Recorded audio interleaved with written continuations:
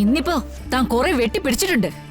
പക്ഷേ അതിനുണ്ടാക്കിയ തന്ത്രങ്ങളിലൊക്കെ ഏറ്റവും കൂടുതൽ പങ്കുവച്ചിരുന്നത് ഈ ഉർവശിയാ. എന്നെ ഒഴിവാക്കിയിട്ട് താനും അവളും കൂടെ രാജാവ് റാണി കളിക്കണ്ട. എന്താ ഇവിടെ എന്തെങ്കിലും അത്യാവശ്യം ഉണ്ടായിരുന്നോ? വീട്ടിൽ നിന്ന് പോയവരെ കാത്തിരിക്കുന്നത് അത്യാവശ്യം ഉണ്ടായിട്ട് മാത്രമല്ലല്ലോ. ഭക്ഷണം എടുക്കട്ടെ. ഞാൻ കഴിച്ചു. അതെന്ത് പണിയാ? ഞാനിവിടെ ഭക്ഷണം ഉണ്ടാക്കി വെച്ച് കാത്തിരിക്കല്ലേ? ഞാൻ ആവശ്യപ്പെട്ടോ? ഇതുവരെ ആവശ്യപ്പെട്ടിട്ടാണോ ഭക്ഷണം ഉണ്ടാക്കി വെച്ചിരുന്നത്? എന്താണ് വാക്കുകൾക്കൊരു കടുപ്പം? എന്തെങ്കിലും പ്രശ്നമുണ്ടോ എനിക്ക്? എനിക്കൊരു പ്രശ്നവുമില്ല. പിന്നെന്താ? ഒന്നുമില്ലെന്ന് പറഞ്ഞില്ലേ? കഴിച്ചു പോലും. ആരുടെ കൂടെയാ കഴിച്ചതെന്നേ എനിക്ക് വ്യക്തമായിട്ടറിയാം. കൂടെ കൊണ്ടുപോവാനും കറങ്ങി നടക്കാനും ഒരു സുന്ദരി കോതയുള്ളപ്പോ വീട്ടിലുള്ളതിനെ അത്ര താല്പര്യം ഉണ്ടാവില്ല. വീട്ടിൽ നിന്ന് കഴിക്കുന്നതിനും ഒട്ടും താല്പര്യം ഉണ്ടാവില്ല. ശരിയാണ്. ഞാൻ ഭക്ഷണം കഴിക്കാൻ പോയപ്പോ എന്റെ കൂടെ സാറ ഉണ്ടായിരുന്നു. ഞാൻ വളരെ സന്തോഷത്തോടെയാണ് ഭക്ഷണം കഴിച്ചത്. കാരണം എന്താണെന്നറിയോ? എന്റെ എതിർവശത്തെ സീറ്റിലിരിക്കുന്നവൾ വളരെ കൾച്ചേർഡായ ഒരുത്തിയായിരുന്നു, സ്റ്റാൻഡേർഡായ ഒരുത്തിയായിരുന്നു. എനിക്കതില്ല അല്ലേ? എന്താ സംശയം? 10 പേരുടെ മുമ്പിലേക്ക് പോയാ നേരെ ചൊവ്വേ അവരെ വിഷ് ചെയ്യാൻ പോലും അറിയോ നിനക്ക്? മതി. എന്നെ അവഗണിക്കുന്നത് ഇപ്പൊ ഒരു സ്ഥിരം പരിപാടിയായിട്ടുണ്ട്. ഇതിങ്ങനെ മുന്നോട്ട് പോവാൻ ഞാൻ സമ്മതിക്കില്ല. മുന്നോട്ട് പോകണ്ട, അതാ എന്റെയും താല്പര്യം. നാണമില്ലേ നിങ്ങക്ക്? എവിടുന്നോ വന്ന് കയറിയ ഒരുത്തിയുടെ സാരി തലപ്പും പിടിച്ച് കൊഞ്ചിച്ച് അവളുടെ കൂടെ നടക്കാൻ.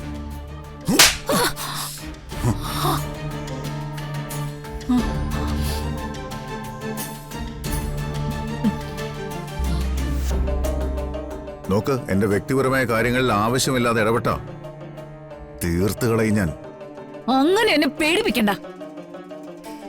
ഇന്നിപ്പോ താൻ കുറെ വെട്ടിപ്പിടിച്ചിട്ടുണ്ട്. പക്ഷേ അതിനുണ്ടാക്കിയ തന്ത്രങ്ങളിലൊക്കെ ഏറ്റവും കൂടുതൽ പങ്കുവച്ചിരുന്നത് ഈ ഉർവശിയാ. എന്നെ ഒഴിവാക്കിയിട്ട് താനും അവളും കൂടെ രാജാവ് റാണി കളിക്കണ്ട. എന്ത് പറഞ്ഞു? എന്റെ നേരെ നോക്കി ശബ്ദിക്കാനായില്ല നീ. എന്നെ കൊന്നുകളയൂടെ ഞാൻ. വെച്ചേക്കില്ല. കൊല്ലുമെന്ന് പറഞ്ഞ കൊന്നിരിക്കും.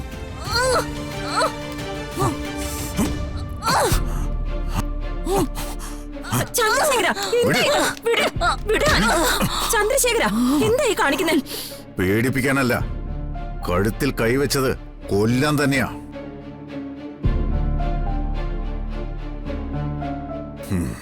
3 നേരം മുടങ്ങാതെ ഭക്ഷണം, ഉറങ്ങാനൊരു മുറി. അതിനിവിടെ ക്ഷാമം ഉണ്ടാവില്ല. അതല്ല ചന്ദ്രശേഖരനെ ചോദ്യം ചെയ്തേ പറ്റൂ എന്നാണ് നിന്റെ തീരുമാനമെങ്കിൽ എവിടെയാണ് കെട്ടിത്താഴ്ത്തേണ്ടതെന്ന് എന്നോട് പറഞ്ഞാ മതി.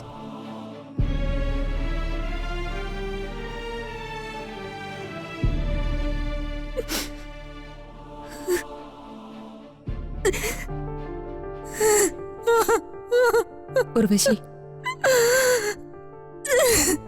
ഞാൻ കുറെ മുൻപ് പറഞ്ഞിട്ടുണ്ട് നിന്നോട്, കാലം തിരിഞ്ഞു കറങ്ങുമ്പോ ചില മാറ്റങ്ങളൊക്കെ വരുമെന്ന്. എനിക്ക് മനസ്സിലായി എടുത്തി. ഞാൻ ചെയ്ത തെറ്റുകളുടെ ഫലം ഞാനിപ്പോ അനുഭവിച്ചുകൊണ്ടിരിക്കുന്നത്. എന്നെ ഇപ്പൊ ഇഷ്ടമല്ല, എനിക്കൊന്നുമില്ല. പക്ഷെ ഒരു കാര്യം ഉറപ്പിച്ചോ, എനിക്ക് ജീവൻ എടുക്കേണ്ടി വന്ന അതിനു മുമ്പ് ഒരുത്തിയുടെ ജീവൻ ഞാൻ എടുത്തിരിക്കും. അതിന് സംശയമൊന്നും വേണ്ട.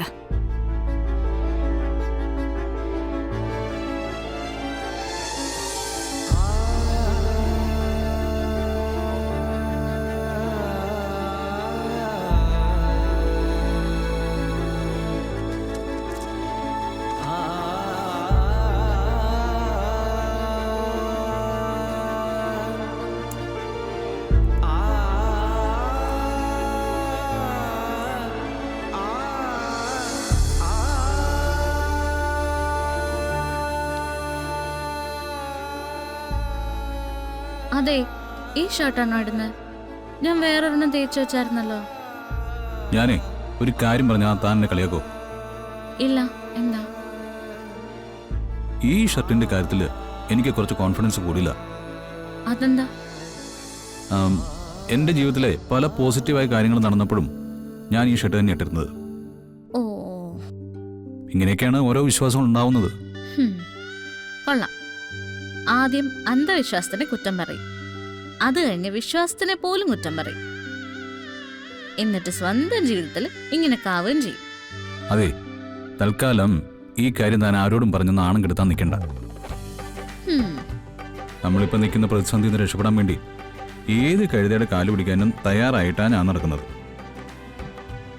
അങ്ങനെ എന്റെ ഭർത്താവ് തോറ്റുപോകുകയൊന്നും ചെയ്യല്ലേ, അതെനിക്ക് സഹിക്കില്ല.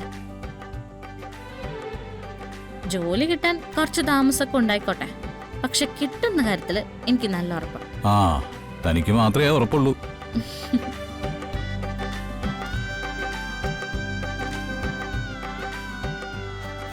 എല്ലാം ഒന്നുകൂടി ഒന്ന് നോക്കിക്കോ. എടോ, എല്ലാം ഞാൻ സെറ്റ് ചെയ്ത് വെച്ചിരിക്കുന്നതെന്ന്. ഒന്നുകൂടി നോക്കുന്നത് കൊണ്ട് എന്താ? നമുക്ക് എന്തേലും സമയദോഷം ഉണ്ടെങ്കിൽ നമ്മൾ ഒന്നുകൂടി ഒന്ന് ശ്രദ്ധിക്കണം എന്നല്ലേ പറയാ, അതുകൊണ്ടാ. ഓ നോക്ക്. ശരി, നോക്കിക്കോണം.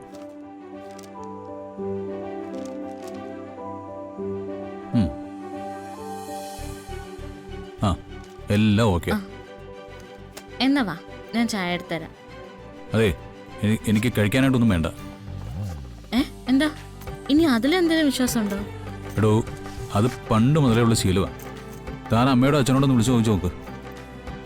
ഞാനേ എക്സാം എഴുതിയിട്ടുള്ള ഒരു ദിവസം പോലും ബ്രേക്ക്ഫാസ്റ്റ് കഴിച്ചിട്ടുണ്ടാവില്ല. എന്നാ എക്സാം കഴിഞ്ഞാൽ പിന്നെ ഒരൊറ്റ കഴിപ്പാ. അപ്പോ മൊത്തത്തില് വിശ്വാസിയായിരുന്നു. അവിശ്വാസിയാന്ന് പറഞ്ഞ് എന്നെ പറ്റിച്ചതല്ലേ? ആ, പിന്നെ ചെറിയ പറ്റിക്കലൊന്നും അല്ല. താമ വാ വാ.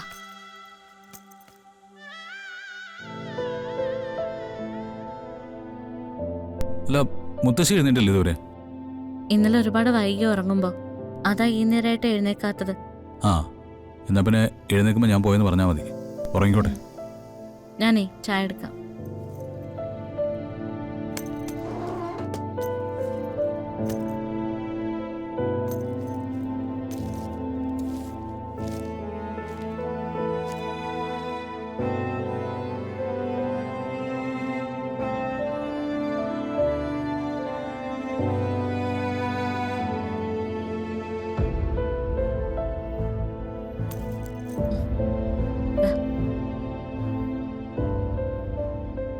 മുത്തശ്ശിയുടെ പ്രശ്നം എന്താന്ന് മനസ്സിലായോ?